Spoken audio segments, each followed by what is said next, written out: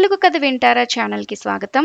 అనగనగా ఒక అడవిలో ఒక మినుగురు పురుగు సంతోషంగా తిరుగుతూ ఉండేది. ఒకరోజు ఒక కాకి వచ్చి ఆ మినుగురు పురుగుని తినేయబోయింది. నోరు తెరిచిన కాకి తనను మింగేలోపే ఆ మినుగురు పురుగు కాకితో ఆగు, నా మాట వింటే నీకే మేలు అని అన్నది. అప్పుడు కాకి ఏంటని అడగగా, నీకు నాలాంటి చాలా పురుగులున్న చోటు ఒకటి చూపిస్తాను. నన్ను ఒక్కదాన్నే తింటే నీకేం లాభం?